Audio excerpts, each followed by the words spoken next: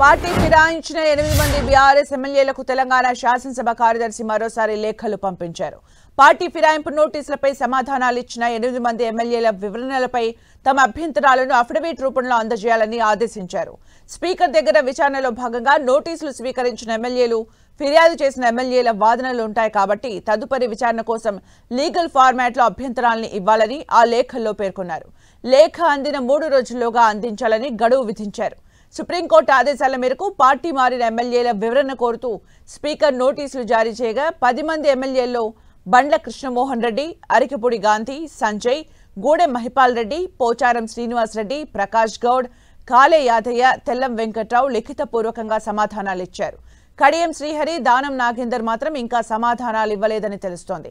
తాము party మారలేదని, BRS లోనే కొనసాగుతున్నామని ఫిరాయింపు నోటీసులకు వివరణలు ఇచ్చిన 8 మంది ఎమ్మెల్యేలు స్పీకర్కు సమాధానం ఇవ్వగా దీనిపై అభ్యంతరాలుంటే చెప్పాలని ఈ నెల 11న స్పీకర్ కార్యాలయం సంబంధిత ఫిర్యాదు చేసిన ఎమ్మెల్యేలకు వేర్వేరుగా లేఖలు పంపించింది.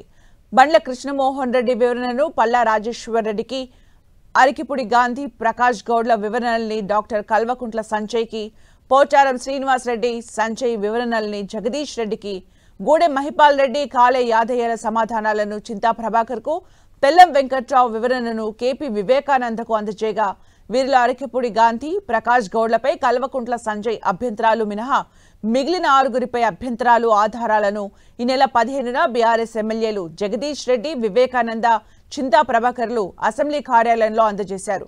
వీటిని పరిశీలించిన అసెంబ్లీ అధికారులు న్యాయ సమీక్షకు అనువైన రీతిలో తాజాగా అఫిడవిట్ రూపంలో అభ్యంతరాలు, ఆధారాలు తిరిగి పంపించాలని బీఆర్ఎస్ ఎమ్మెల్యేలకు లేఖలు రాశారు.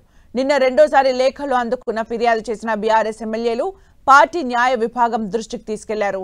ఇంతకు ముందు ఇవ్వలేకపోయిన అరికెపూడి గాంధీ, ప్రకాష్ గౌడ్లపై అభ్యంతరాలు, ఆధారాలను కూడా కలుపుకొని ఈ దఫా మొత్తం 8 మందిపై న్యాయ సమీక్షకు అనుగుణంగా ఆధారాలు సమర్పించేందుకు బీఆర్ఎస్ ఏర్పాట్లు చేస్తోంది. గతంలో ఆధారాలు సమర్పించినప్పుడు నోటరీ రూపంలో ఇచ్చామని, పెన్ డ్రైవ్లు, పేపర్ కట్టింగ్లు కూడా అందించామని బీఆర్ఎస్ వర్గాలు తెలిపాయి.